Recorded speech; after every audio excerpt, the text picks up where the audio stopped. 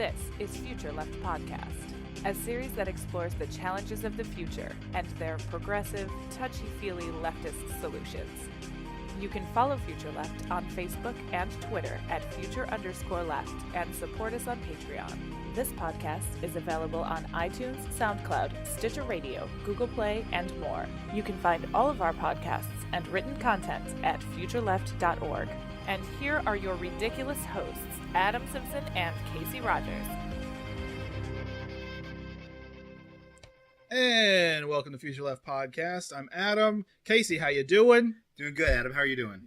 I'm fine. We're joined today by Ford Fischer, old friend Ford Fischer, guest on the podcast before. Ford, how you doing today? Doing quite well as well. Well, welcome. That was a weird way of putting it. It's Yeah, perfect. also doing quite well. Yeah, no, it's fine. I'm doing quite well as well. And welcome back to the program, first of all. You're our first guest to be on and then return, probably the only guest. Sucker. Right, everyone else got scared away. I'm the only one who was like, wow, these guys are pretty cool. You're the only one who's like, I'm these one guys out of- know what they're how many doing. So you've had 50 guests total. No. And of those, No. Most of them have just been us. Most of our episodes are just us meandering through like a Washington Post article. Yeah. But we've been having a okay. lot more guests lately. But well, yeah, then I'm really the third person to make repeat inclusions on your show. I guess well. that you're the only important person that people actually Yeah. want to hear to make a repeat. I'm flattered. Thank you. But yeah, so just a little background for those who don't remember Ford. Ford is a journalist, founder of News to Share, and we're talking with him today about a new documentary he's putting together called Transhuman, a documentary. And you can support this documentary on Indiegogo. And Ford, I understand you're going to be traveling around the country to at least one transhumanist conference. And depending on funding, you'd probably like to go to like 100 or so, I'm sure. So Right. So this is obviously a movement that is fairly international, and in terms of funding, so far I've raised $260, which is about one plane ticket for one person. Sure. So I'm looking to get a lot more contributions to that. But so far I'm registered for Body Hacking Con in Austin, Texas. So that's where I'm going to be starting. The Indiegogo actually ends January 26th. And Jan 27th, I'm going to be at this conference. What's interesting about the conference actually is only a third of its attendees identify as transhuman. So there are varying levels of, there's body hackers, there's various kinds of futurists, there's people who identify as transhumanists, and there's all kinds of overlap between these various kinds of futurists and people who are interested in human evolution, but that transhumanism does not accompany every single one, right? It's a label both politically and sort of physically, like identity, and it applies to certain people kind of as they would apply it to themselves. Right. So I have like my own understanding of transhumanism, and I guess we've interacted a little bit on the show, me and Casey. But what is transhumanism like? I think this is an odd word for a lot of people. So what does transhumanism mean to you in your own words, and how do you understand it as kind of the filmmaker here? Well, part of the purpose of making the film is really to define it. If I was already able to tell you exactly what I believe we should be looking at this movement as, then there would be no point in investigating. There would be no point in making a film like this. So I do hope to hear it from them in their own words. But put simply, at least from where I sit, transhumanism is basically a movement of people who seek to evolve the human experience, the human body, the human mind using technology. And broadly, I break it down into three sections, although there's any number of ways that you could analyze it. I look at super longevity, which is people who want to enhance the human lifespan, find different technologies that will make them live longer with the ultimate goal to be immortality, to be immortal. There's also people who are interested in super intelligence, which is using technology to somehow amplify their mind. That's using computer chips, using various amplifications to their brain, even electromagnetic waves, but somehow enhancing their mind. And probably the extreme end of that, sort of like immortality is to lifespan, the extreme end of that is the singularity, is actually being almost one with computers, to actually be able to upload one's mind into a computer or have it be indistinguishable from a machine. Right. Omniscience. And then This is like kind of the Ray Kurzweil idea, right? Right. And then there's people who are interested specifically in adding functionality to their body. And this is people who would like to, in some cases, inject microchips into their body, attach magnets to their body to give themselves different senses. Or, it's rather than just physically altering their body, people who would like to use gene editing in order to give the body new form and function. So using a genetic engineering to give oneself wings, or to grow a third eye, or such that their child will have different kinds of abilities going forward. Yeah. And so far, genetic engineering, there are technological developments on that. There are companies like CRISPR that have already managed to be able to digitally edit the genome, but it's very much in its early stages. It seems like so far it can practically be applied to some illnesses that are related to genetics, but we're not at the point where somebody can, load up a picture of their body like an Adobe software and edit themselves some stuff and then do an injection and bam, you're Birdman. These are things that are going to take. It's good to have Ford, why do you insist on destroying all of my dreams? Consistently. Right. Yeah, it will probably be another 20 years before you can grow wings, Casey. Oh, so, come on. I was promised flying cars and I was promised wings. Yeah. No, what do you need? What do you need both? Cryogenic freezing, you could just skip the next 20 years. You could just freeze yourself. No, I don't like the cold. On Future Left, I don't know how many people would miss you, but I'm just... Holy shit! I think my wife would probably be like, my house is cleaner. It's disappointing. Or she'd be like, "Is something missing?" It would take. She'd be like on the third year, and she'd replace it very easily. She'd be like, "There's something missing." Oh, chocolate. And it wouldn't be a matter of sadness. She'd be like, "This motherfucker isn't returning my texts." Yeah, and, she's like, "I have to pay these bills a half." Wait, what? Yeah. Anyway, so Ford, there's also this other term that I kept coming across, which is posthumanism. And do you know exactly how to pinpoint either where there's convergence or divergence between those terms, transhumanism and posthumanism? Because I know that posthumanism seems to be a more macro term, right?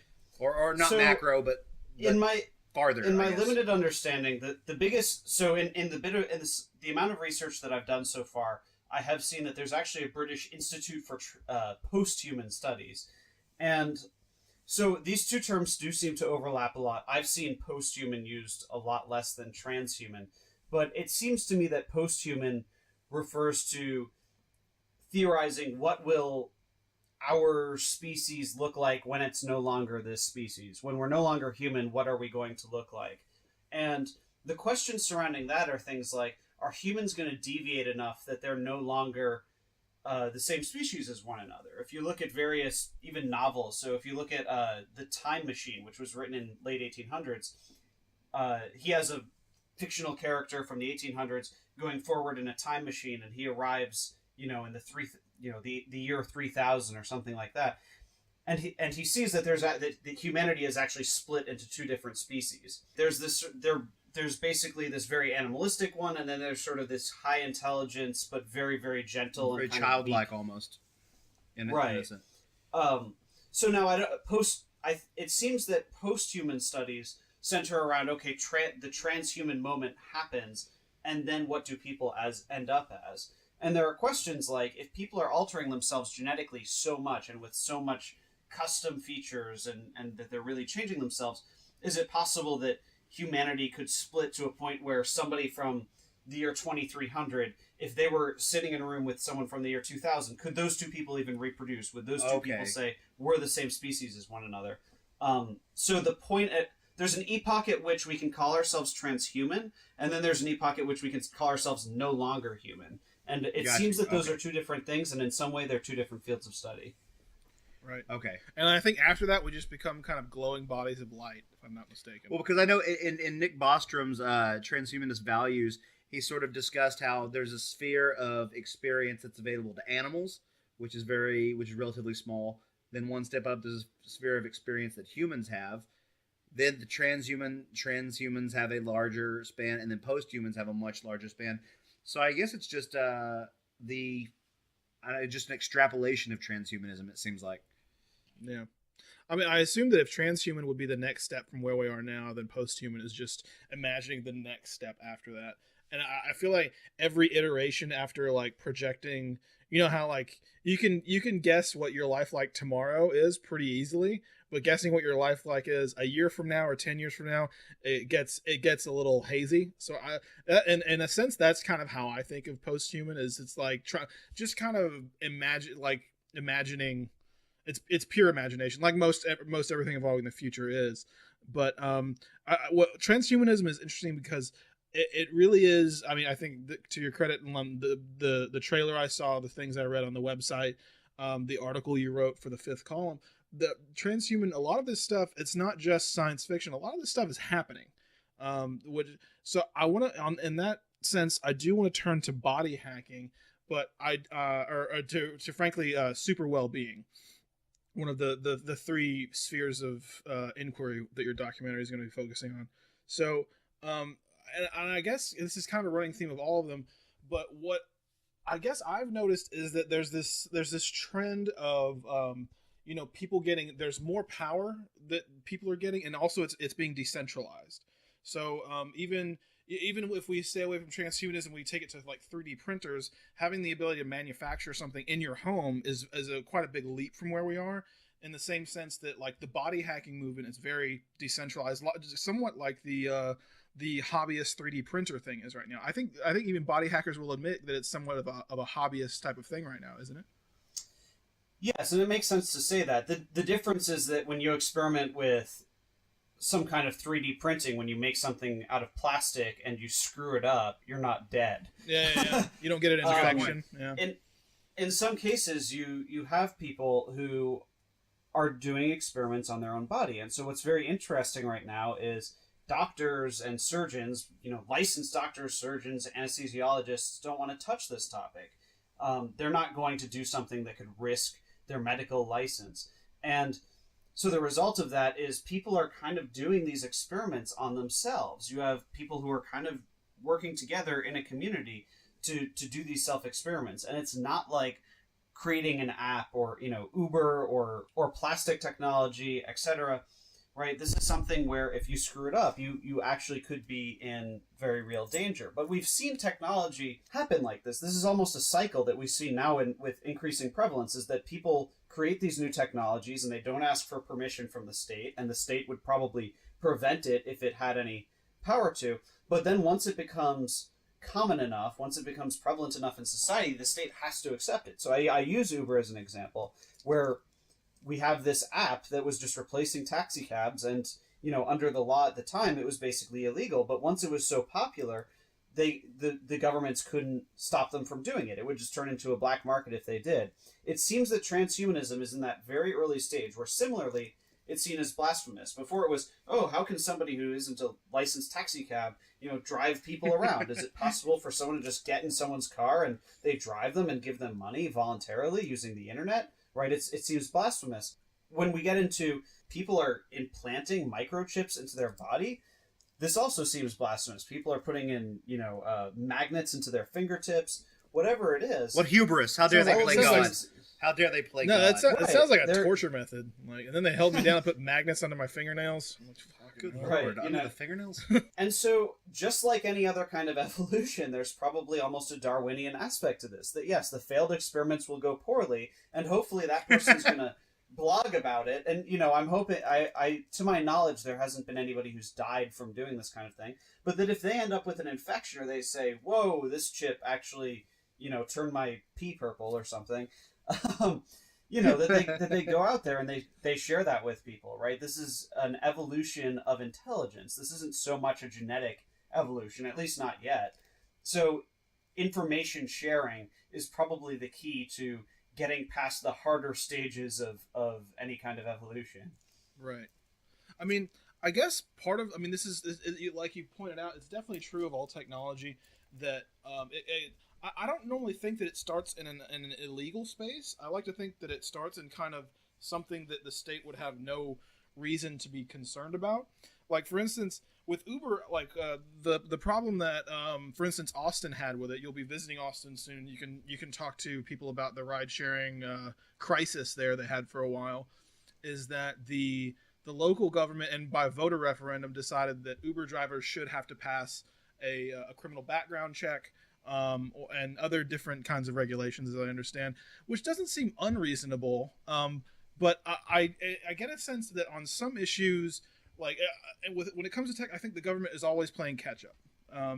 And when it comes to these issues, I think I'd like to see more thought put into this, because, like you said, there like the regulations on medical practices right now are preventing people who know more about the human body from participating in this space. It's sort of forcing people. It's sort of forcing people who don't know as much to do. Yeah, like you said, if people having YouTube channels where they're trying to, I'm trying to grow a third eye on YouTube. Yeah, don't get me wrong. I'm a modern man. I perform surgery on myself. You know, sure. But I prefer a professional.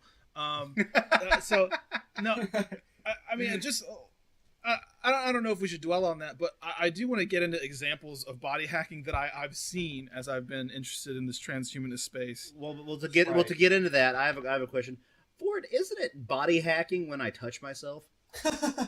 Good no, Lord. I don't think so. So I Damn think it. we're referring to, and I know that you were joking as you said that, No, but when we talk yeah. about body hacking, to people who aren't already aware of it, this basically means somebody trying to create a new ability for their body. And probably the only gray area, so what you just described is not transhumanism, it's not body hacking. But it is sinful. I think we can agree on that. Right. Right. Yes. Right. Well, yes. And it transports it you feels to like hell, playing so in God. that sense. No. Sorry. All right. Well, we're gonna have to put out a censored version of Future Left.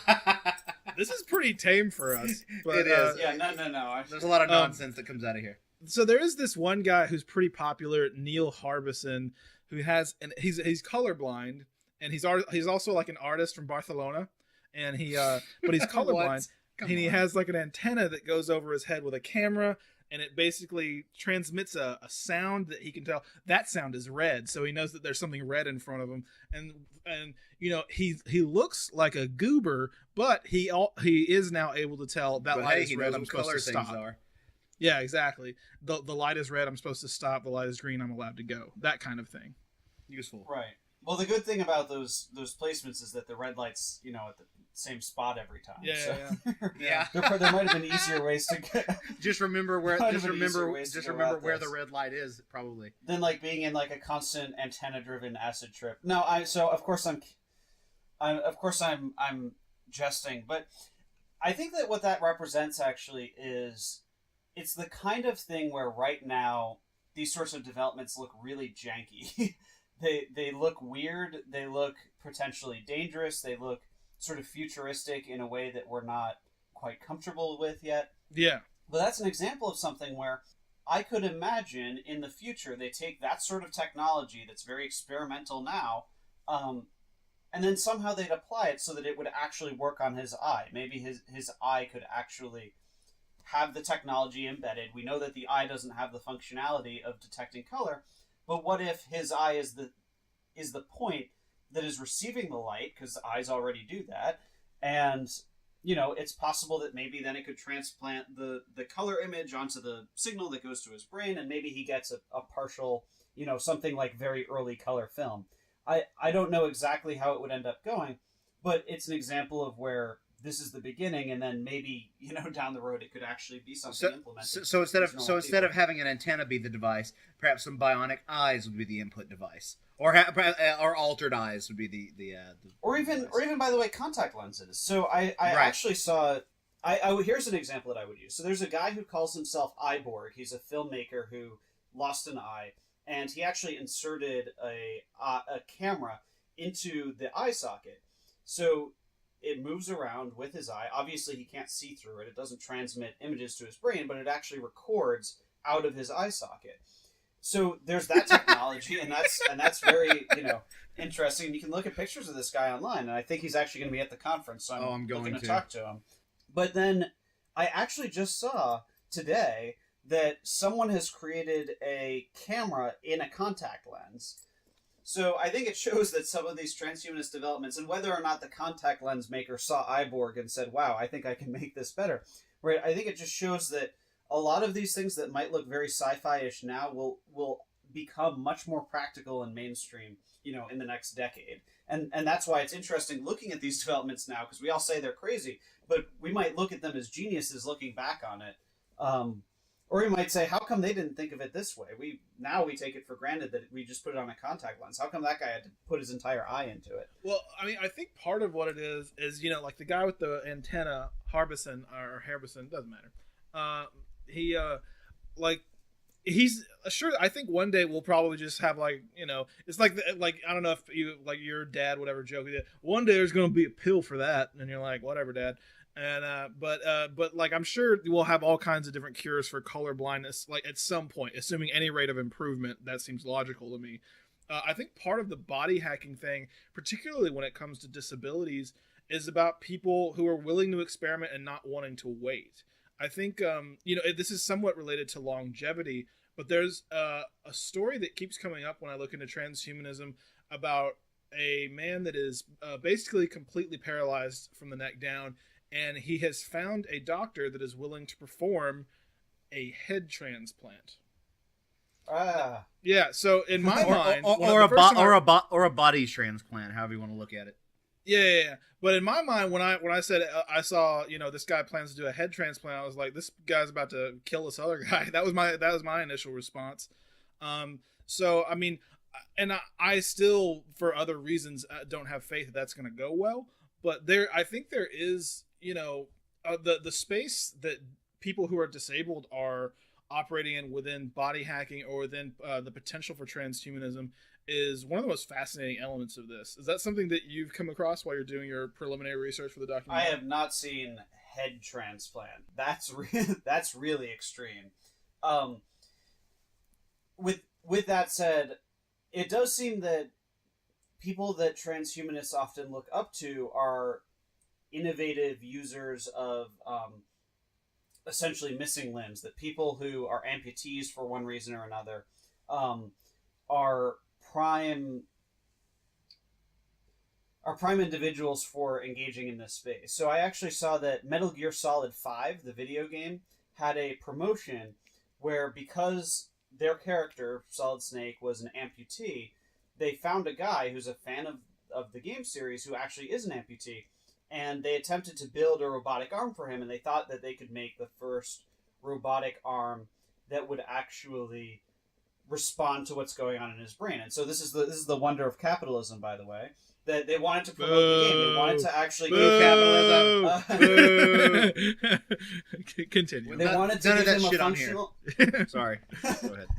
Right. Sorry. So they wanted to give him a functional arm, and they wanted him to be able to play the game. If we can give him a functional arm with fingers that actually work, then he'll be able to play Metal Gear Solid 5, and we'll be able to market our game on look at how awesome this is.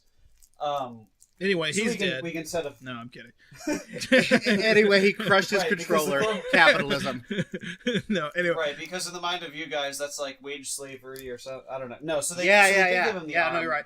It basically didn't respond how it was essentially just twitching once they put it on, as far as the videos I've seen, and maybe they've improved it since then. But he actually did attend a body hacking conference, and he showed people, and people thought it was really cool. It is a really cool looking arm that fits onto him and twitches. Well, I've actually seen videos recently. I think I have. Again, I wasn't prepared for this, but I think I've seen videos recently of people who are amputees who are able to control an arm remotely, and I think they were even able to control individual digits, which I know is like a huge step forward in arm bionics, because not bionics, but arm prosthetics, because right now pretty much they can just open and close their hand, but like being able to control digits, individual figures. Right? That's how are they going to do Casey versions of body hacking if they can't do more than that? You know what I mean? Yeah. Anyway, what we're gonna Casey I would point out that Neil Harbison has an implant in his cheek. He can manipulate it with his tongue, and it moves the antenna around. So there are rudimentary things. It's a real thing. I know it seems silly. I wasn't expecting you to say that. But it's a real thing. He'll be like, stop. And I'm sure he doesn't make a noise, but I mean, have you seen pictures of him? He makes a noise. No, he probably doesn't. But he's got like a chili bowl. It's weird. But anyway, Zoltan Istvan, who's an advisor on the project, we should say, Right. Former transhumanist presidential candidate. I know he has an implant. Would you tell us about that? Right. Okay. So Zoltan has agreed to be interviewed for the film, and he's also an advisor to the film. And he's kind of the person who got me into this whole space in the first place. So I actually was delivered an ad in August on Facebook for the Transhumanist Party.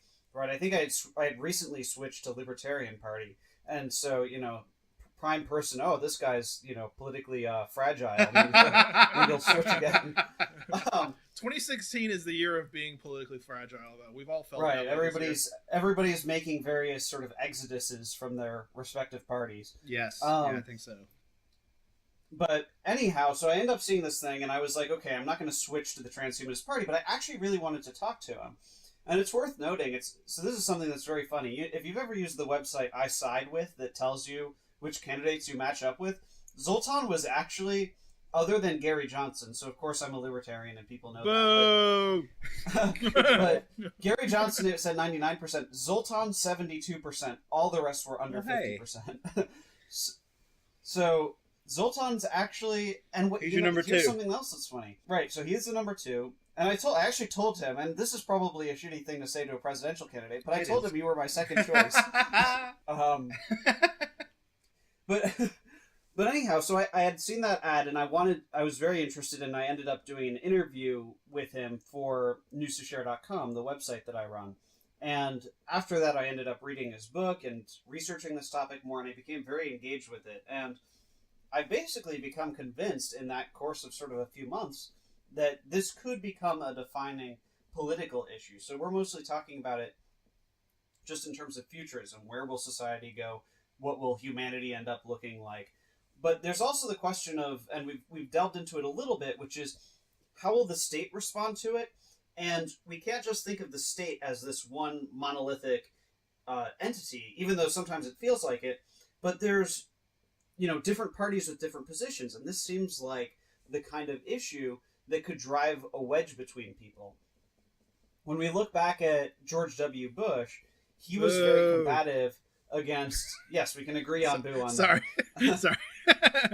But we look back on him, and he basically fought the war against stem cell research, which at the time, right, there's going to be some parallels between that and transhumanism. What was it? It was people using technology that has to do with their bodies that might in some ways kind of change what we count as life and what we count as humanity in order to improve the human condition.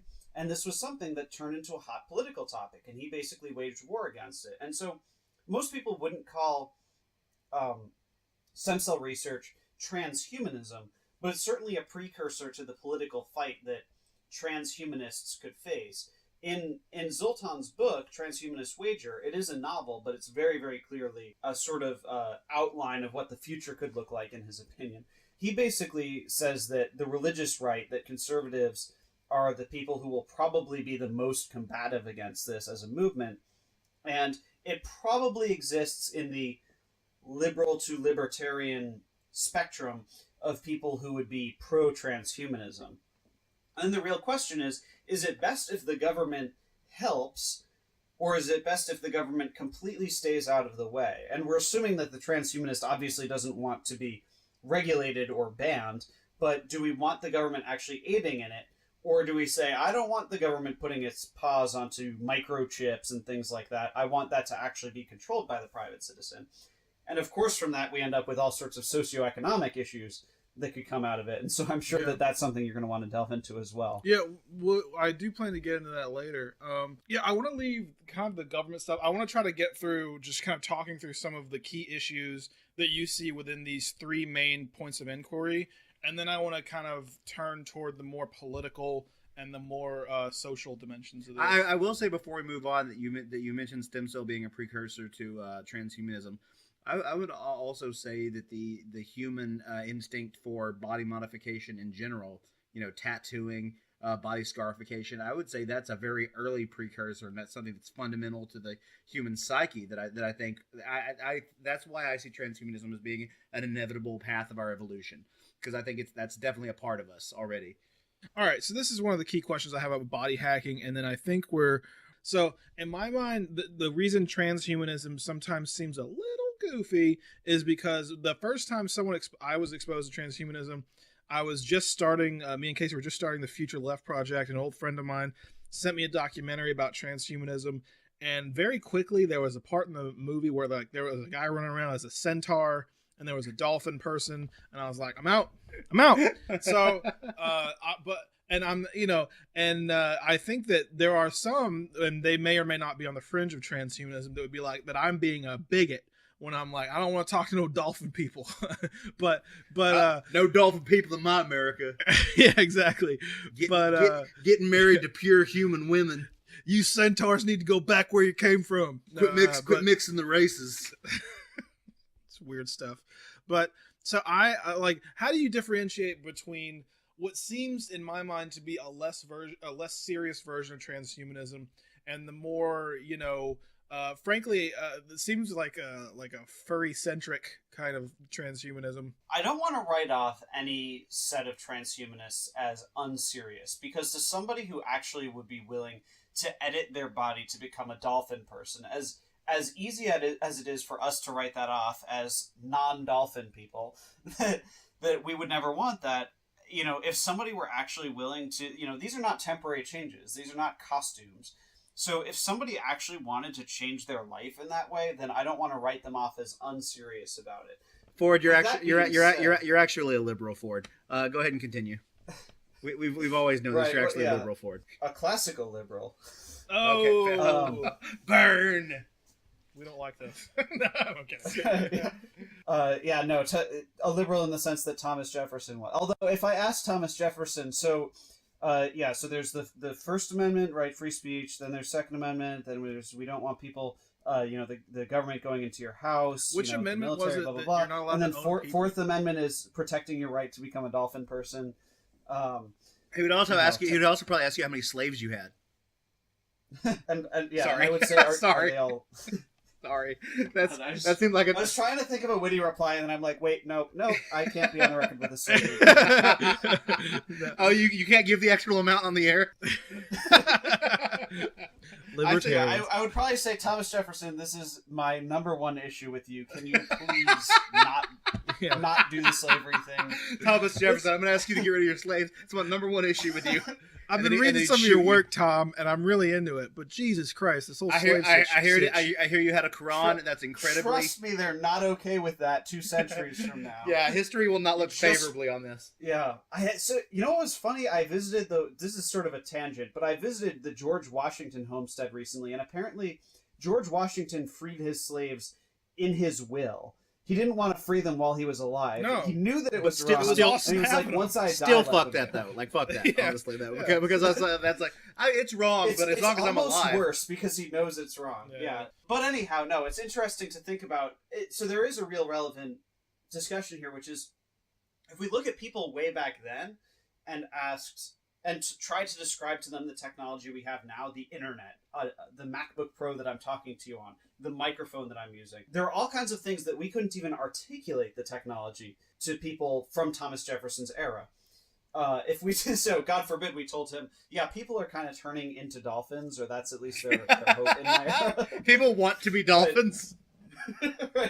Right, yeah, the big technological issue, right, we figured out the internet, we figured out cameras, we actually went to the moon, and now we want to become dolphins and call it quits. He'd shoot you. He'd challenge you to a duel. Right. No, that would be Alexander Hamilton. But moving forward, as it relates to the seriousness of people who would actually move into different types of humanity or exit humanity entirely, I don't want to completely discount them, but I would say that it probably exists in a different space of what it means to be transhuman. So it seems that transhumanists mostly are looking for how do we evolve humanity, but the goal doesn't tend to be we want to not be humans anymore. And so when you're talking about people who want to genetically change themselves to match a furry identity or become a dolphin person, or not just grow wings, but actually become an owl, that in situations like that, my guess is that that's a little bit further. The other thing is that it's much further away from what's actually possible. So gene editing right now exists in companies like CRISPR, which I mentioned before, but it tends to only so far exist when we're talking about editing the genes of cells that are splitting now. So you can't just inject it into somebody and then they change because their DNA is already there. Right. But you so like a tumor into, or something like that. Right. But you could inject it in, right. So there's applications for diseases, but then there's also the possibility that we could start having CRISPR babies, that people could edit their baby on the way. That sounds fucked up. And here's where it becomes interesting, because on one hand, you could have certain people who want their babies to turn into, we end up with way too many Aryan-looking male babies because of custom babies. I'm just worried about too many dolphin babies. But then there's Adam was really traumatized by the dolphins. Right, but there's a serious question, which is, do you have the right to customize your baby to a certain point? And I think most people would probably say that if you know that your baby is going to have a disease, a predisposition to cancer, that it is perfectly morally acceptable to genetically edit them in the womb to prevent them from having a higher likelihood of cancer. We know that that's okay. It's all on a spectrum. The next step up is, what about aesthetic changes? Can we edit the baby so that he doesn't go bald as earlier in life? Can we edit the baby to choose a hair? But I would say there's I would say there's a huge chasm between preventing a genetic predisposition for cancer. Which I would almost say, after we are able to do that, that would almost become a moral imperative. Like if you have the ability, it would almost be repugnant to not do that. But then when it comes to like preventing male pattern baldness, that seems like a huge leap away. Right, and so that was actually my small leap. I was going to say, and then in the extreme, is it immoral to say, I identify as a dolphin person, I was never able to do that, I'm going to make my baby be a half dolphin, right? What do you end up doing? No, I think that's absolutely true. I just want to come back to something Casey said. Like, I know that there are people in the deaf community that the idea of, quote, like for better or worse, they have been somewhat separated in a lot of ways, and there are even like kind of like either deaf-friendly towns or areas of towns where a lot of deaf people live, and they kind of have a certain culture because of the what I would view as a limitation. They might push back on that. I'm not trying to be ableist, but I don't know what other language to use. So I know that there would be some pushback on some people, even at the disease level, like that they wouldn't want to prevent their baby from being born deaf, because then their baby wouldn't be part of their community. So I mean, it opens up a lot more moral dilemmas than I think people are aware of, because at that point, what if their baby is going to be born with the ability to hear? Do they have the right to take the ability away to hear from their baby, to make their baby deaf? And so that gets into other spaces that people get confused with transhumanism. I've said a couple times, I've talked about transhumanism, and people say, does this have any relationship to transgenderism or even transableism, which is where people intentionally lose an ability, that somebody identifies as blind, and so they intentionally blind themselves, things like that. And there isn't an exact direct connection. They're not the same thing, but ultimately all of those movements essentially center around what did you just do? I'm watching you on the video. Trying to blind myself. I'm sorry. No, I know. I will tell you, before we came on here, me and Adam said, should we mess with Ford and act like we don't know he can see us? I don't know what Adam was doing. Since we are taking to the audience out there, Adam just pretended to put a pen to his eye. Regarding transhumanism versus transgenderism or transableism, they all, although they're all totally different, they do all exist in the space of, I own my body and I can do what I want with it. So the logic that tells somebody, you don't have a right to stop me from doing what I want with my body, can apply just as well to, for some reason, I want to amputate my perfectly good arm, or for some reason, because of identity or because of something else, I want to change my gender, or I just want to identify with a different gender than you might assume that I am, or I want to become a cyborg. All of those things come from the same philosophical justification. No, I mean, it's a fascinating and really broad set of issues. I do want to move on to superintelligence, though. So I've heard superintelligence brought up often in the case of the kind of inevitability of artificial intelligence kind of like Terminator. We develop Skynet, then we all die. We actually Terminator, which is by the way the most overused example when we can talk about technology in the future. Sure. We had on Phil Torres a few episodes back, who talks about who is a scholar on existential risk, and he talks about superintelligence perhaps becoming one of the greatest threats to humanity over the next century, during the 21st century. And I know that Elon Musk, I never know how to pronounce his name. Is it Elon? Elon? I don't know. But Elon. It doesn't matter. Elon. I would say Elon. Mr. Musk. He is also one of these guys that's really concerned about it. He said that the best case scenario, if we develop super intelligence, is that humanity, with our somewhat comparatively stupid brains compared to a super intelligence, we would basically end up like house cats. That's the best case scenario. So his idea is kind of that is similar to the Ray Kurzweil singularity idea, is that we become one with machine through like a neural lace that you have Google and Wikipedia already in your brain. You don't got to pull out your phone. Basically, an interwebs of the mind. Yeah. So, but I did want to get your sense.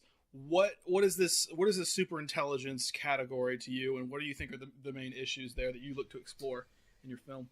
I think superintelligence is probably the example of where we talk about robotics the most, because you have sort of two different directions. There is, on one hand, computers becoming more human-like, and, I could point to Siri being able to understand me. Siri? Tom Cruise's kid? No, we've got the iPhone app that listens to us, right? You've got various aspects of computer vision that are coming out. And I would note that the only class, by the way, at American University that I ever dropped out of was on computer vision. So it's a very complicated field. My computer uses my face to log in. Really? I'm living in the and future. So that's an example of computer vision. You would not imagine the math that goes into that. It's absolutely unbelievable. And the same thing is true of computer auditory understanding, when computers can actually listen to you talking. Because it's not the same as I'm searching in a document for certain words and it recognizes the word, because there's a literal string that's the same each time. But if we're talking about a computer that's able to see something or listen, the exact way that sound comes through, the exact way that visual comes through is different every time. So there's a level of interpretation, there's a level of subjectivity that computers are now being exposed to, aesthetics. And so I wonder whether computers are going to start learning this is what makes something artistic. I also actually had a class on interactive narrative, and this was talking about the fact that we're having computers that are actually making stories, that computers are just starting to understand stories, where you could basically create an algorithm that could create for you a video game or an animated film without you having to do anything, that it would actually be able to create a conflict and understand what it is. And we're just sort of getting into the space where that's starting to exist. But when you start to have computers that are understanding things beyond calculations, right? What they already do way better than us is calculate things. And that's sort of always been the case. But once they get into things that are emotional, once they get into things that they could care about, or that is subjective, or that is artistic, then there's probably some cause for concern. Are computers going to be better than us in every single way? I don't see how they could ever be better than us at subjectivity. Like that's the one thing that I don't see. Like, I don't see how they could be better at being human, I guess, than us. Because even if I almost feel like if a computer made a beautiful piece of music, I would almost feel part of me feels like the part of the beauty is that it was man-made. Part of the beauty is that a human being like me. Yeah, right. I know. Like, let's be that's honest. Why there's the Turing Test, which is the test of somebody talking to a computer, and the point at which somebody would, greater than 50% of the time, believe that the computer is actually a human chatting back to them. And that has already basically happened. So computers are getting to that point where you may not know the difference. And it is possible that the computer would more efficiently create art that you find more beautiful. Once that happens, you're not going to keep saying, oh, well, I just like human art better. That's sort of the same as right now people saying, well, I just buy this kind of product because it's made in America. And there's a level of pride in that, perhaps, and maybe we'll eventually have human pride. But Jesus, God Almighty. But at the point at which a video game made by a computer is better than a human-made one, I mean, why would you choose the human-made one? Right. It's sentimentality. It's just sentimental, I guess. So in this respect, is your documentary interrogating machines becoming human, or humans becoming machine, or some meeting in the middle? Right. So humans becoming machines is more in the realm of transhumanism, but there is definitely this crisscross. So the question that I've been asking people, I think the really essential moral bioethical question that I've been asking everyone is that if a human is becoming more and more computer-like, is there some epoch at which they no longer are entitled to human rights? And if a computer is becoming more humanized, is there some epoch at which the computer is entitled to human rights? And should that point be exactly the same? Or do computers have to get more human-like than the human has to get computer-like in order to lose the rights? It becomes very complicated because you have questions like, if someone actually manages to upload their brain to a computer, is it murder to turn off the computer or let the computer burn in a fire or delete it, like, on a private server, or something like that? And on the other end, if a computer is actually capable of self-preservation, if the computer is upset about the fact that you're going to kill it, is it murder to kill the computer? And these are questions I totally don't have the answer to, and many people could honestly disagree on, but that's what I hope to really interrogate. In a certain sense, it's a neuroscience question. It revolves around how we define consciousness, how we understand it. Because in a certain sense, and frankly, no spoilers here, but I just watched the season finale of Westworld, and it really, there's issues of determinism when you're talking about consciousness, because like in the same sense that, do I have as much free will as I like to believe, or am I a product of my circumstance and the limited choices that I have available at any given time? So I think our paths are a little more determined than we like to believe. And then you have like an AI that's been built and put in a certain circumstance with a few options at any given moment.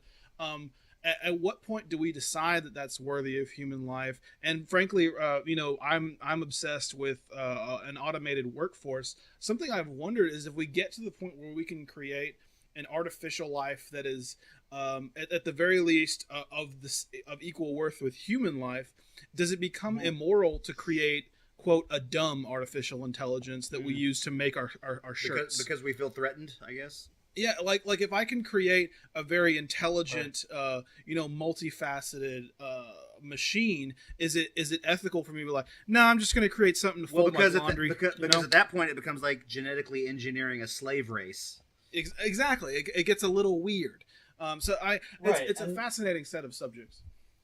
And so certain movies have already attempted, and I'm a film guy, and I look at various films to see how we should look at these things. Edward Scissorhands is actually a good example. People don't necessarily remember the way that movie started, but for people who remember, it was basically that Vincent Price, it was his final role, had created this robot that basically cut cookies. So it had scissor hands, and he slowly took this just automated worker that only had one function and started adding human functions to it until it became this basically completely human, maybe a little bit robotic, but weird, sad human character, and he died before he was able to give it normal hands. So he had scissor hands, hence Edward Scissorhands.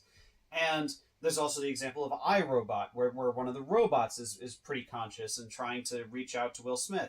There's the Harrison Ford movie, Blade Runner, where you have this woman and who is a robot woman, and Harrison Ford is like, does it know what it is? And people are referring to the robot as she, and he's saying, does it know what it is? And in the final monologue, you have this bad robot who's finally defeated, and he gives the most nostalgic speech possible, where he's saying, "You wouldn't believe the things I've seen." That he improvised. Right. It's washed away like tears in the rain. That he actually has this very emotional understanding of life. And you do sympathize with them, and so is that the point at which we should give robots rights when we sympathize? Do we as humans have the moral authority to say what counts as human and not? I feel like as the creators, though, that would almost be the default. Like, I know that sounds like very authoritarian, but I almost feel like that's going to necessarily be the default. Is everything's going to be based on our perception? Everything's going to be based on when we're ready for, You know who would have agreed? Thomas Jefferson. You're right. Seriously, no. I mean, there's the justifications for enslavement have always been based on this doesn't count as a human for the purposes of our laws. Exactly. So, I mean, I said that with a little bit of sarcasm, but there's never going to be a creator of a computer that has functionality to them that wants that computer to be understood as being entitled to rights. Sure. I do want to kind of steer back toward humans, and this is kind of my last question for the superintelligence section. Like, in my mind, when we talk about humans integrating with superintelligence, because I assume that intelligence artificially amplified would be just as customizable as the body hacking movement.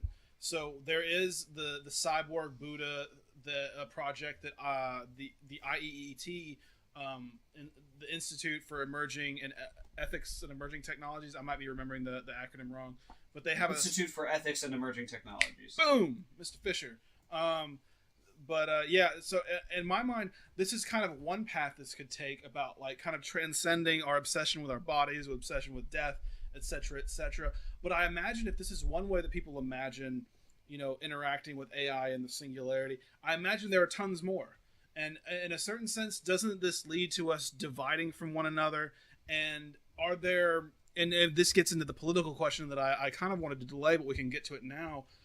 Should there be kind of, if we're going, I mean, it's difficult to even begin to broach the subject because it's a little out there. But if we're implanting various programs into our minds and amplifying them in such a way, would we program various ethical standards? And would there be some sort of mandate against harming one another, against being discriminatory of dolphin people? Again, would we program them to not make us house cats? Yeah. Well, I get a sense that the more diversity that we had in cyborg Buddha and cyborg, right. Xenu or whatever, that there's going to be a conflict that this could result in more and more conflict, especially if it's integrated with code, which seems to be very rigid. And I wonder about, what are the kind of bumper lanes on this kind of weird arena that we're going to be operating in? Are there restrictions or are there no restrictions, and we see what happens? Because this kind of gets back to the existential threat question. I think it's probably pretty hard to restrict in any formal way. I think so too. When I read, there's a book called Code and Other Laws of Cyberspace by Lawrence Lessig from Harvard. He had written that basically the internet was the ultimate example of anarchism in action, that anarchism can create order. People basically started with an area that was untouched by force, it wasn't regulated, it wasn't central, and people made websites and they developed the internet, and the internet basically just started to make sense on its own. And so I think transhumanism, particularly as you're talking about people transcending the way of thoughts and technology, that we don't know exactly how humanity would evolve, but could it create conflict? Yes, there will probably be rifts, there will probably be issues, but on the whole, when there's new technology that allows us to be more connected to each other, I tend to think that that's more putting us into a peaceful space. I'd rather that people be able to connect with their minds and even with code in the extreme case than by connecting in the ways of the past, which does tend to be conflict, which tends to be political conflict, war, things of that nature. That I would rather people be able to connect in their minds, be able to share code and say, come to Dolphin Land with me. Now, on the other hand, there's also the same internet effect, which is echo chambers. On the internet right now, it's very, very easy to just be in your specific sliver of ideology. That I might, if I'm interested in the movie They Live, I might be the only person, I'm only saying that because there's a poster of They Live behind you. There sure is. But that I might be only in conversations with other They Live fans. And literally, I don't talk to anybody else, right? And I'm sure that there's somebody who exists like that. You'd be woke AF, though. You know what I mean? True. But so, yeah, and that person probably wouldn't like the internet anyway. But to somebody, but people who have specialty interests, right? Somebody who, what they really care about is one specific political ideology, or they just care about futurism. Well, that's confirmation bias, right? That's confirmation bias. People end up in these communities that they only end up talking to people who are the same. So if we end up with technology that allows us to actually choose the type of human we are, there is also the possibility of greater homogenized communities. That it is possible that people could end up saying, sorry, this is a dolphin only community, and the dolphin people are like, I'm just going to only talk to other dolphin people, right? And so in that sense, we could have a more connected world, but we also could have a vastly more separated world. And I don't. It's think weird how you that's can a have both. question It's weird how you can have both, and how we right, have that. But today. the internet has created that already. We have enormous confirmation bias online, but we also have enormous connectivity. Exactly, the question and is whether that's people so strange. choose to use that connectivity. Well, I think the issue with the internet for me is that sure we can pretend that it's an example of anarchy, but at the same time, this is a version of anarchy that's just like, here it is. And we still get very dark corners of the internet. I don't think any of us will disagree. Some of the most foul. I mean, 4chan. We can joke about 4chan, but like it goes far. I don't think it's darker. I don't think 4chan's worth joking about. Yeah, I mean, it goes far darker and more sinister than that on the internet, in some places. So when I think about, you've seen my political spectrum, Ford. You know that I'm very far to the left and very, very south on the libertarian, authoritarian scale. But when I think about anarchy, I think about bottom up rather than top down. Obviously, that's a natural component of it. But the internet is just there, which is why I think that the organization and kind of dialogue and community and building up this sense of connectedness is important as a precursor to that kind of anarchy, because we see now that the limitations of just freedom on the internet. A lot of it. Limitations of freedom. That's some 1984 bullshit. No, I don't. But it's interesting that you put it that way. No, I continue, but it's an interesting phrase to keep in mind: the limitations of freedom. Sure. No, I of course we all agree that there are limitations of freedom. You have, I believe, the last time you were on here, you talked about the non-aggression principle. So there are even limitations to anyone's worldview of what someone is free to do. Certainly when it comes to other people. But on the internet, we're not. You can actually interact directly onto someone's body. But you can still, for instance, maybe I've never, I hate to be as vulgar as this, but maybe I've never harmed a child, but I download a video of a child being harmed. I think we would all agree that is kind of, is at the very least the worst example of human freedom, to say the least. Right. And people would disagree on exactly how to deal with what exactly is the line of contributing to something like that. For example, if you created Craigslist and then somebody sells a service that includes violence or could in some way indirectly incentivize violence, is Craigslist culpable? So there's all these questions culturally about what should count. I think transhumanism probably does suffer from the same issue, but I think that that's inevitable about almost any development. That yes, people could end up using this for bad things, that you probably could end up with black markets that deal with this in a violent way. You probably could end up with people who use their technological advancements to steal from others. All of these things are absolutely possible, but it also doesn't necessarily mean that we have to do the opposite, which is somehow have a preemptive war against transhumanism to make it happen. There's always sort of a balance. Yes. No, I agree with that. I don't blame the internet for the instances of child abuse. I don't at all. But it does allow us. I don't know that I want to pursue this much further, but I just think that when it comes to just freedom, there are limitations to what humans can do under any schema of ethics. There are limits to what humans ought to do and what they ought to be able to do, and how we regulate that is perhaps a different question. And I don't necessarily associate transhumanism with any of the flaws therein because of the decentralized nature of these technologies. But it's something to bear in mind, is all. And I think we are going to come back to social and political dimensions in a moment. But we have one other thing to get to, this third and final aspect of your film, which I think is probably the most controversial among what I think Zoltan, you said, told you that the religious right would have a problem with, which is longevity. because that is very often the promise of the world's major religions, at least in the Western traditions.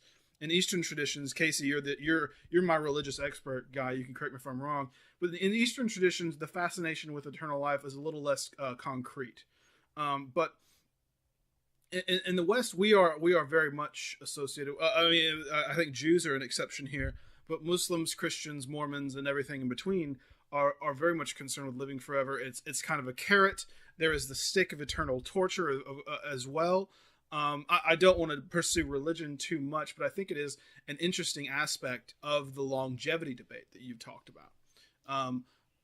It certainly takes away that that threat of a heaven or hell dangling there. Right, and so if you know that you're hellbound, you're definitely going to need some of this transhuman tech. Holy crap! To just prolong that as long as possible. Wow, that's actually true. Religion could actually prompt more people to be transhumanist if they feel like they're going to hell. Right, all the bad people want to live forever. Yeah, that's weird. So, but I do think that there's probably an implied conflict there, that transhumanists are not out to get religious people, right? They're not trying to... There's a degree of transhuman evangelism, and Zoltan has actually described himself as like the science evangelist or the transhumanist evangelist, but at the same time it's not trying to like rip people tooth and nail from their Bibles. It's kind of saying, we want these abilities to be out there. And so to describe longevity to the way that we have it now, the sort of steps and then the ultimate goal, Zoltan at one point described that at the point at which the average human lives to 120, we could sort of call that the transhuman moment. That it's not just, okay, once we become immortal, that's a real extreme scenario, but that living to 120. Ultimately, the goal of immortality is not immortality in the way that we think of it, which is almost like a curse. Anybody who's written novels about it agrees that immortality involuntarily sucks, because the people around you die, you're alive too long, you just get depressed, and you just want to die eventually. But immortality in the sense that death becomes an option, that you could have an indefinite lifespan, and that eventually you would say, now I'm ready to die, and that somebody would actually have control over that. And in a sense, that is scary perhaps to religious people, who a lot of their themes revolve around essentially you as humanity. We are weak as humans. Remember that you're dust, and to dust you shall return. I remember being almost an offensive phrase from Christianity when I had to go to church as a child. That people are that you're constantly inundated with the fact that you are basically nothing as compared to God, and that you don't have control of yourself, and that whatever happens, and it's part of God's plan, and that eventually you're going to die, and then God will determine what to do with you then. Transhumanism says, I own my body, nobody else, not even God necessarily, and so I should be able to control when I die and the manner in which I die. And so the types of technologies that we have so far that we talk about are that we're just starting to get to the point where we could have hearts that replace the human heart right now. And in the next decade, we could have hearts that are better than the ones we have now. And with heart disease being the number one actual cause of death, that people get old, it's not like they just die, quote, of old age. I blame in pizza. most cases, it's their heart gives out.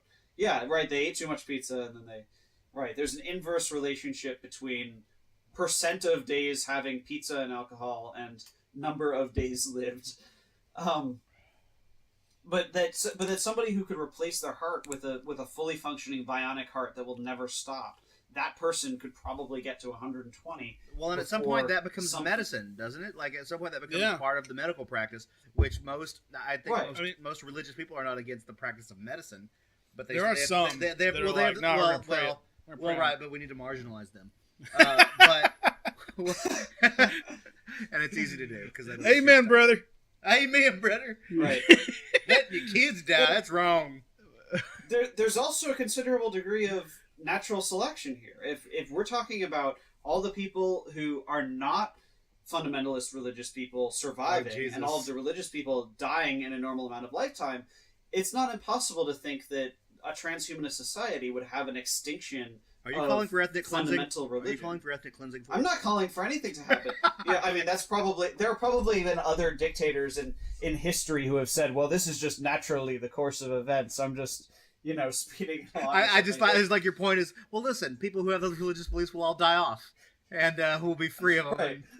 Right. We're not going to make it naturally. happen, but naturally. Why is that worse? Because that seems like a horrible dilemma. Because on one hand, I'm terrified of dying.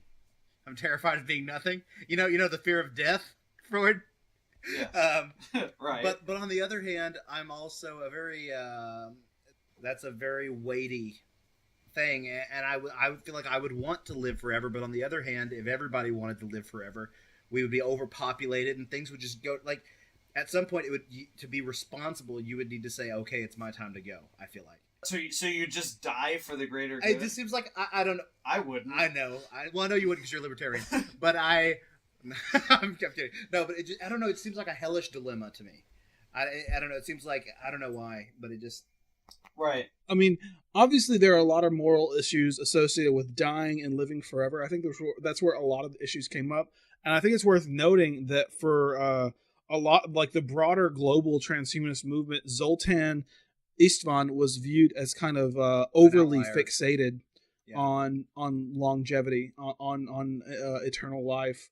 And when I would like share an article by Zoltan, the most of the responses I would get from people were people that were kind of irritated that he had made people that were irritated that Zoltan had made this issue as the central focus point of his campaign, because in a certain sense his campaign promise was vote for me and you'll live forever. And I know that he participated in a Q&A for Future Left, one of our workforce automation Q&As. I remember sharing it, and that's the primary feedback I got was that from a lot of the transhumanist community that obviously people who are critical, this does not represent mainstream transhumanism. Yeah, obviously people who are critical tend to be louder, so I don't mean to suggest that he's not liked by the transhumanist community, because that's patently untrue. But I get a sense that this is more broadly, beyond even transhumanism, the idea of living forever, perhaps because of popular culture, that representations are always very negative. That either, I think there might be some sort of vampire movie where someone lives forever, or there's all kinds of different I think all the vampire movies have that. That's a standard part of vampirism. Don't act like you're not a Twilight fan, Adam. Yeah, Adam's. Oh, it was just some vampire teen romance. I don't even remember vampire what movie. Like, you know how vampires are always glittering? No, glittering. Are you drunk, Adam? That's what they did in that fucking movie. Anyway, I had a girlfriend once. I've seen some Twilight movies. Anyway, no. Anyway, but I really want to transition this because I think that I asked kind of jokingly, do we really want the Trump administration to have access to life extension technology? Because as a joke, meaning like, do we really want this fucking guy to live forever? But it makes me think of the general problems of state power and how it might change warfare, transhumanism, right. How it might change. I come from a background working on Middle Eastern authoritarianism. How does it change the way things work for these presidents for life? I lived in Egypt, where Mubarak, who had been president for 30 years, stepped down, not due to old age. I don't know why I'm bringing that up. But imagine a president for life, Kim Jong-un, literally making president forever. Yeah, right. Literally editing his genome to where he never shits.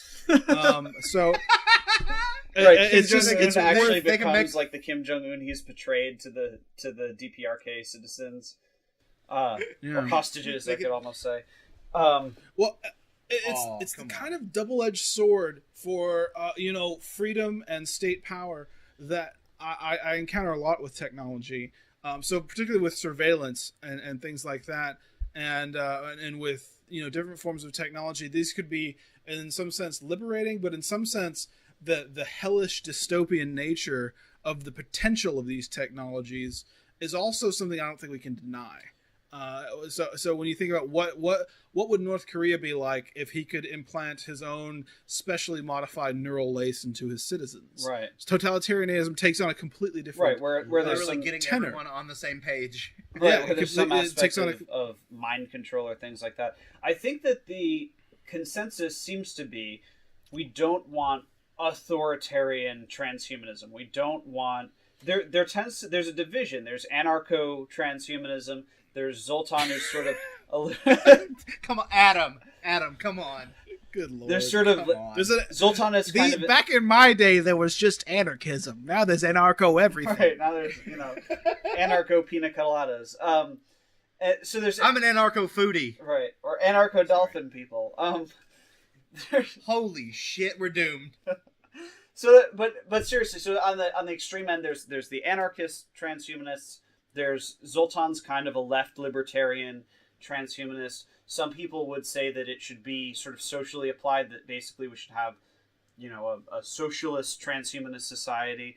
But there's the understanding that transhumanism would probably fundamentally change the way that economies work. And so we actually do have to connect, as preposterous as it sounds to say, like, social transhumanism, anarcho-transhumanism, liberty transhumanism, that we have to figure out how to... We have to figure out how to seize the means of production in Dolphin. Right. Well, so Zoltan has proposed, for example, that he could keep taxation low while providing a guaranteed income, a universal basic income, because robots would complete so much of the functionality of government that it wouldn't cost that much to run the government, and we could have more liberty that libertarians want, but we could also provide the services that Democrats and socialists want, that we could kind of end up with a libertarian future even with an efficient state because of robotics and transhumanism. But there's all sorts of directions. Well, that was one of the things that's one of the things I was wondering about, because in Nick Bostrom's work that I cited earlier, Transhumanist Values, he said the ambit is not limited to gadgets and medicine, but encompasses also economic, social, institutional designs, cultural development. And I was wondering what would a transhumanist socioeconomic model look like? Like, because you always hear about it from the tech side, from the body modification side, but what would socioeconomics entail from a transhumanist? Right. So people, or do you know? It seems to be a common concern, and Zoltan said this is something that people would often talk to him about, is what happens when the rich have access to amplifying their bodies, that the rich can live longer, that they have robot slaves, that the rich basically have control over absolutely everything, and then, the poor don't. Or also... And if I may just interject for just a moment, I think that, it's something that I think is related to a lot of times when I talk about longevity with people. They think about, normally older people tend to be much more socially conservative. They tend to be less open to, the social movements of a particular time period. And they may, in a certain sense, death has a social purpose in that way. And that even feels dirty for me to say, because the idea of people dying and celebrating it politically is not a very respectable viewpoint. But at the same time, I do think it is, kind of as an observation true that, people who were alive in the 19th century are dead, therefore they can't vote on the things that we're trying to push for. And I don't mean to throw stones, but the rich who tend to well, who tend to be more social. The argument is that they're fiscally conservative. They don't like the government to do things because they can retain their wealth, and there does some. And at least in our current, kind of bipartisan system, where the quote-unquote fiscally conservative people are associated with social conservatism. I know that you disagree with that, Ford. I agree that that's unfortunately how it is. I would just disagry that that's how it should be. But I mean to say that you yourself are socially you're happy that people can. No, do when I whatever talk to my want. extended family on Thanksgiving, I'm apparently like a social pinko. Yeah. And we love you for that. Right. Yeah. That's my favorite part about you. But we'll get you the other half. We'll get you the other half of the way forward. Yeah. We'll get you. What I do want to just tee that back up for you, Ford, about social inequity and transhumanism and what it means that people who are without wealth do not have access to Elon Musk's neural lace or the same bunny feet that other furries that are rich can afford. You know what I mean? So I think that there may be the effect that people who actually want to promote these things. So if we're going to look at it in a really capitalist way, the internet. I know. I'm sorry.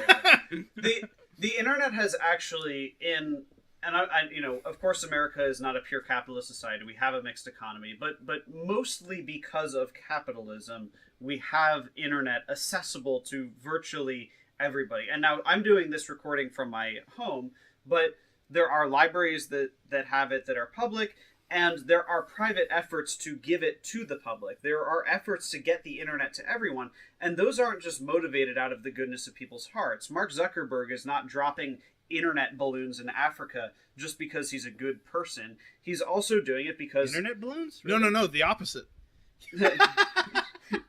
Yeah, to people who don't know in your audience, Mark Zuckerberg... All right, Casey, calm down. So to people who don't know in the audience, Mark Zuckerberg, the creator of Facebook, actually has a technology under Facebook's control where he was able to basically drop these balloons that fly around above urban areas in Africa that can just provide them with internet. Not that they're going to just, start streaming up Netflix and playing Call of Duty, in HD. And, I'm sure it's not that great, but they do have internet access, that they are connected to people. And inarguably, the internet is a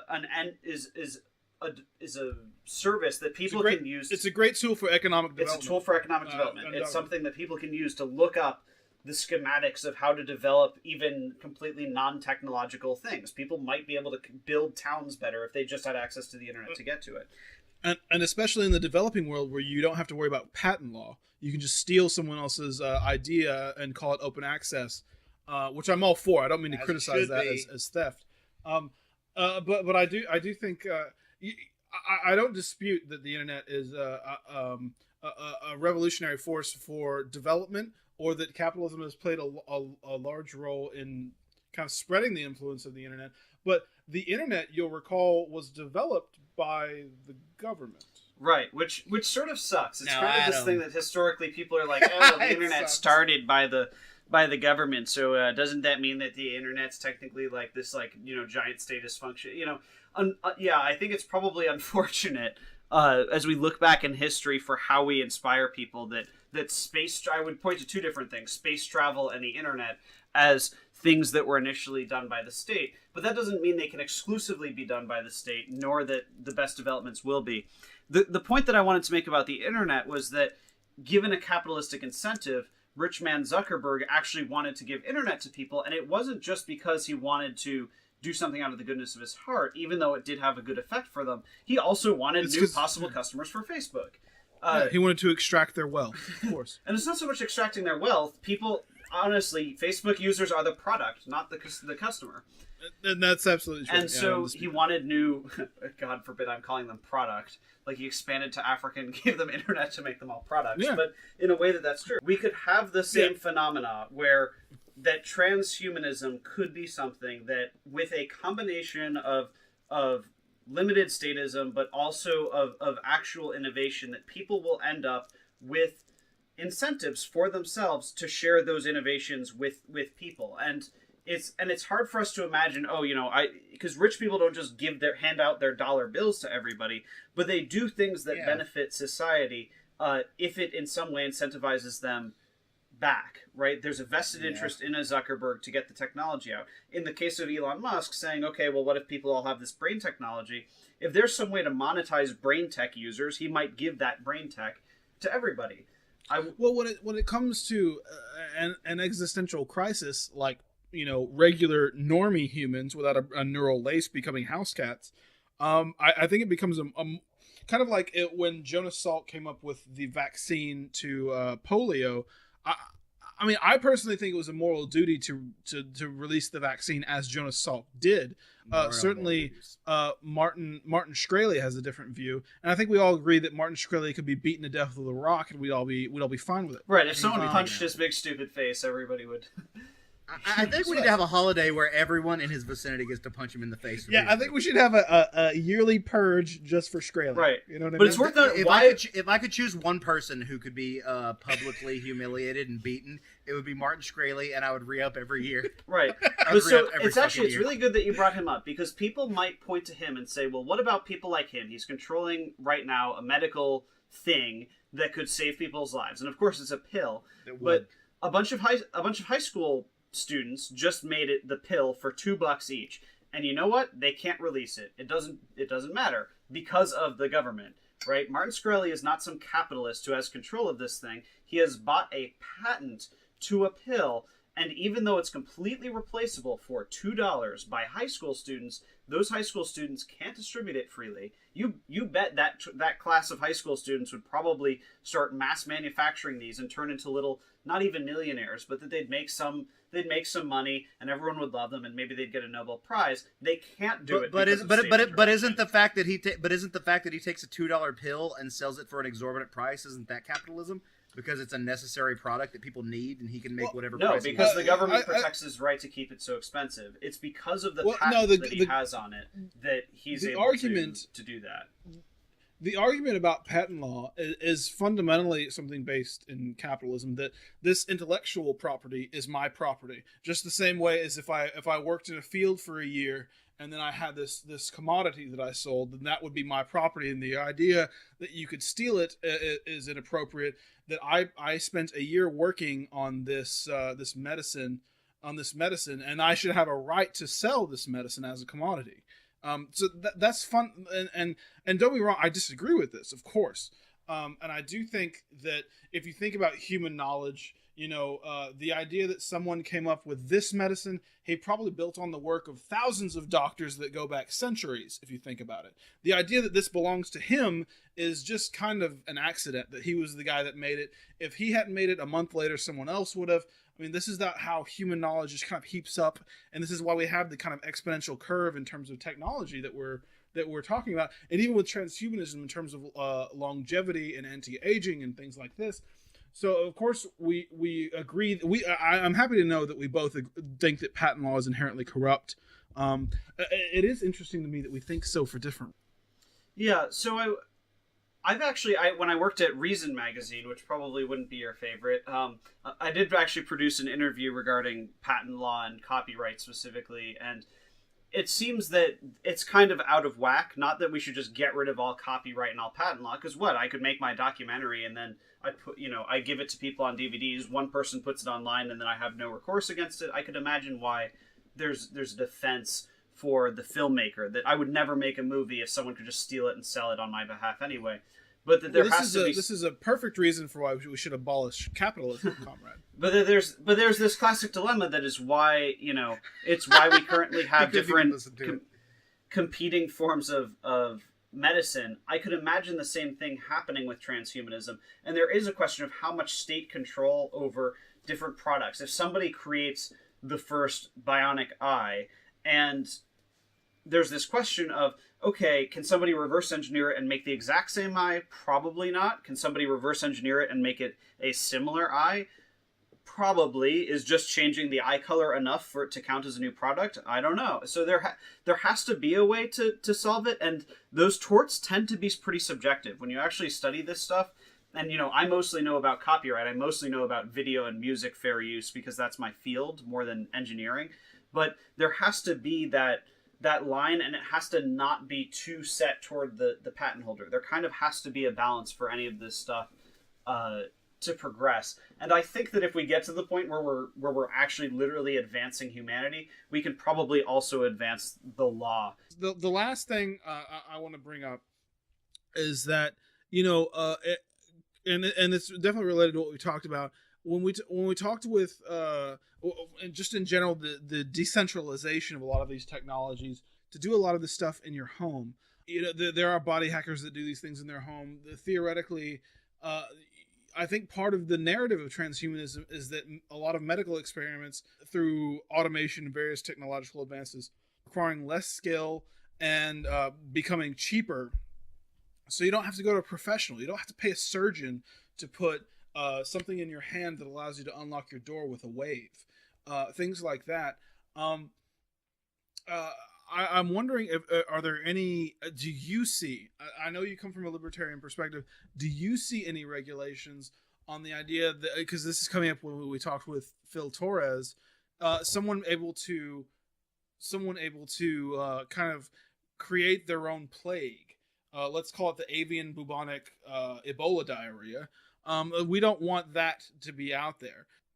it seems to me there should be some sort of regulation on this technology. But again, I do think that inherently the government will always play catch up with technology and what it's capable of.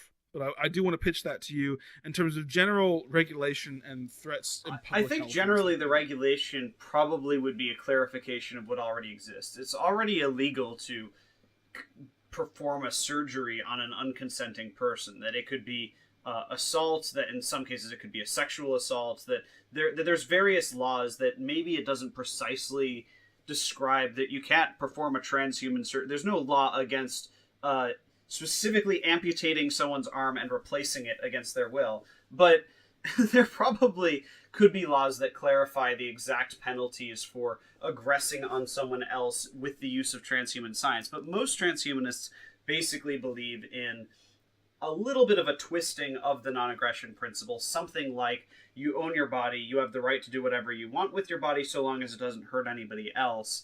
That would mean if somebody wants to give themselves a disease like you've described, that No. yeah, Not give themselves a disease, but if they want to, but just the capacity to create such a disease in your home. I mean, when we talked to Phil Torres, he talked about the mass graves, like the future generations of terrorists will dig mass graves with bulldozers rather than shovels, just because of the nature of decentralizing technology and military power. I mean, the idea, like right now, if you think about it, a mass murder in 1700 was very limited in his capacity to do harm to his fellow man, unless he was very wily and poisoned the water supply, perhaps. But like you take today, someone could get an assault rifle and do a tremendous amount of damage to their fellow man. Tomorrow or 30 years from now, the idea that someone could genetically engineer a very specific strain of disease or a chemical gas, or I don't know. The decentralized nature of and the increase in power from the bottom up is something worth considering. I think is something that we should be fearful of and plan for. Which I should. True. I would say that firstly, somebody who does something like that would probably be classified rightly as a terrorist. If somebody were going to use transhumanist science or bioscience to aggress upon an enormous number of people, it would be comparable to shooting up a nightclub, to driving riding a plane into a building. That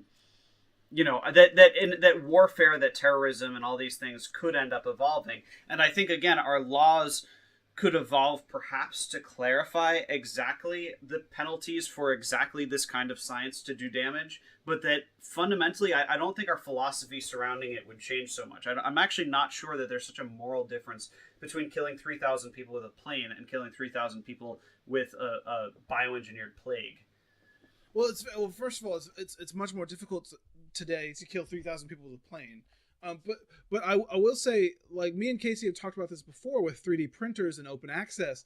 I view open access as a tremendous potential for innovation because of my disdain for copyright law, I should say. But I do think that when you have 3D printers and a gun, me and Casey may agree that people should have to pass a background check, or there should be some sort of national registration, or whatever kind of gun control us lefties think is appropriate. When it comes to 3D printing in the home, there's no way around that unless you break open access, which is something I hold very dear. I think that ideas should not have paywalls, and ideas should not be restricted and regulated by the government. You shouldn't have to use a background check to download a software. So this has already been discussed a little bit, because the Liberator does exist. There already is a 3D printed gun that you can insert. Can we agree that the guy that invented this seems like a real tool? Scotty seems like an asshole. Jesus. As a person. Not because of his idea, but when you watch the video of him, I'm like, this guy is probably an asshole in so many other different ways, besides making this fucking gun. Just he's like, check this shit out. Boom. What? Suck my dick. I remember bitch. that. Yeah. No comment. He didn't I'm say gonna that.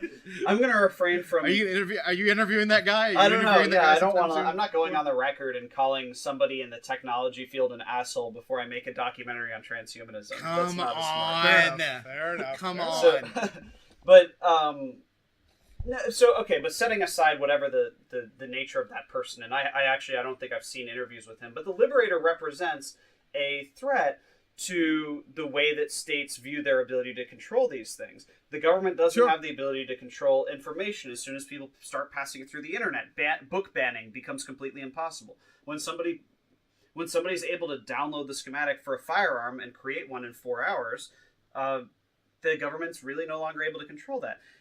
But and this is where, as you might have to be more comfortable with a libertarian future, because people might just be making the government obsolete in its abilities to regulate people. If you're talking about 3D printing, they might not have the ability to control what you make anymore. The government might not be able to have any access to gun control when people print their own guns. They might also not have a whole lot of reign over healthcare when people are able to buy $100 immortality kits at Rite Aid. I mean, to be fair, our problem with libertarianism isn't that we hate the government not controlling everything. That's I think that might be a good way to frame it. I think that everyone should have access to healthcare, for instance, without a paywall, without a $100 paywall, even though that's remarkably low. I mean, my issue with the Liberator, I suppose, this argument. I mean, I agree that, I mean, it's a tension for me that at a certain point, there's no stopping what's capable because of how digitally connected we are.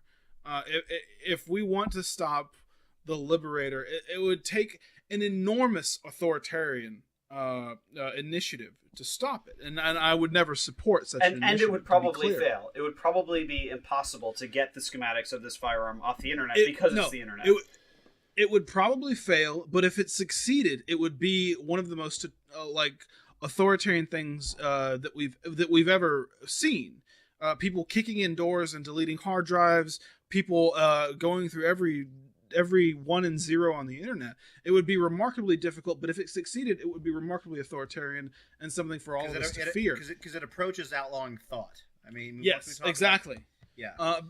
But I will say, I mean, at a certain point, it seems only logical to me that we would say, look, we have to restrict access to the genetic code of the bubonic plague or Ebola because it allows one person to magnify his hatred and his animosity toward capitalism or socialism or LGBT or whatever something is animating this person to harm others.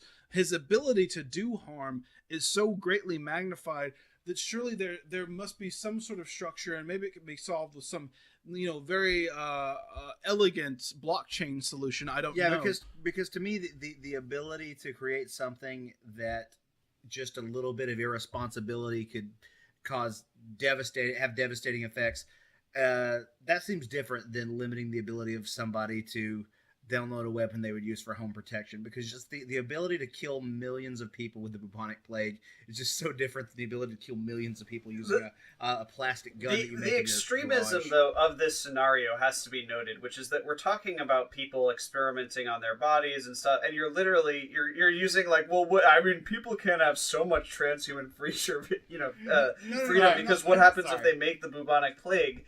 It's ridiculous. No. That wasn't my point.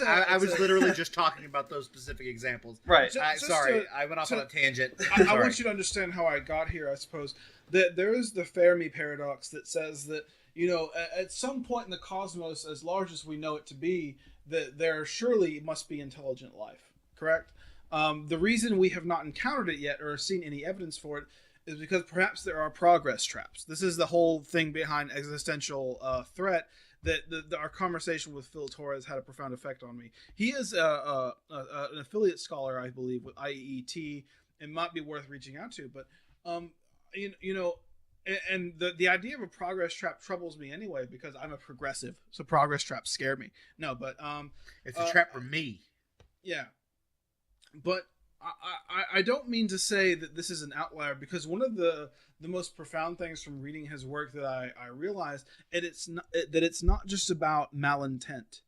That a lot of the existential risk comes from human error, which really frightened me, because I think about all of the bad things that people do, and I think whether it's government overreach or bad policy, I think a lot of it is due to good intentions and poor execution Mistakes. and error. And even on an individual level, when people are cruel, it is often because of error rather than animosity. Exactly, yes. So, I mean, even beyond malintent, the fact I feel like of a lot of error. We're saying a lot of evil is really just error. Yeah, and clearly we are at the end of this discussion. This is something that's been troubling me since we talked to Phil Torres.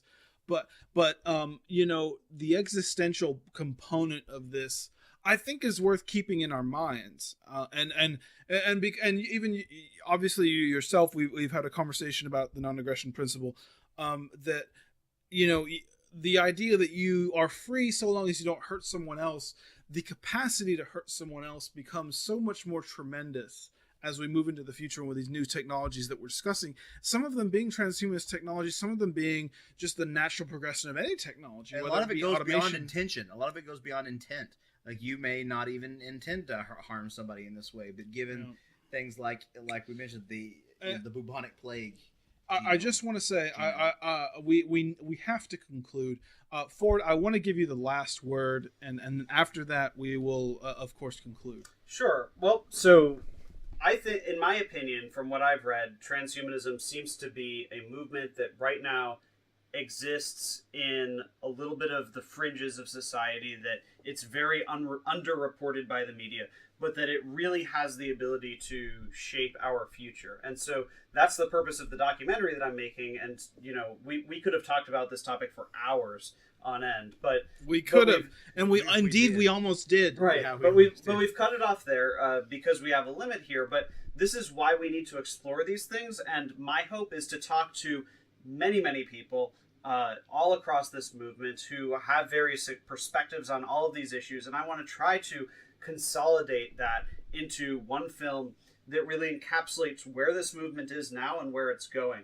And I hope for it to be popular now and to show people what this movement looks like right now. But the other reason to make it is that people could look back, people in the future, people in the transhumanist era, if that ever happens, may look back and say, why didn't we know this was coming? Why didn't we research this? Why is there such a limited historical recording of this topic? How come it's only weird guys on podcasts that are talking about this? Hey. Whoa! And I'm including myself in that. You're not wrong. You're not wrong. Please continue. That it's not that CNN didn't talk about it. That everybody was distracted by politics and terrorism and conflict, but that nobody actually talked about transhumanism when it was at its roots. And if this ends up defining humanity, then people will want to look back at films like mine, at books like Zoltan's, and that's the source that they're going to use for history. So I think that my film could be a small microcosm of the history that we look back on in the future. And so again, the film is called Transhuman. On Indiegogo, it's called Transhuman: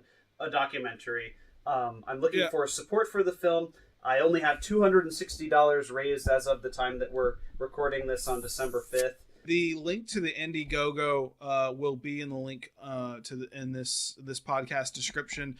We Future Left will be tweeting a link to it over the course of the week, even before this is released, I suspect. But Ford, it was great talking to you today. These are fascinating issues. I wish you all the best of luck in Austin and elsewhere and in this endeavor. There's a lot of questions that I have about this, as I'm sure you could tell. Questions that you have about this that I hope you find some answers to. And I'm sure we'd love to have you back after the process of making this film and discuss what you found out and what you learned. Yes. And it's going to be I'd a love long to have you journey. I'm back happy on. to come back on while I'm sort of in the process. I've told people after I Yeah, come back yeah, from even some of while- these even while- conferences, I'm going to have a lot to get off my chest. I don't know that I'm going to be able to wait till the movie's out. Oh, of Well, course. well, I Yes, thought about having you back. We're going to have you back. Definitely after Austin to see. Right. After Austin, you'd be welcome to come back. And even, once you complete the documentary and you have this scene with dolphin people in it, I'd be happy to talk you through it. So, Right. with that, I think we absolutely must conclude this abnormally long but frankly enjoyable and enriching discussion with Ford Fischer here on Future Left. We will see you next week. I'm Adam Simpson. There's Casey Rogers and Ford Fischer. We're all saying bye and good luck. Bye, everybody.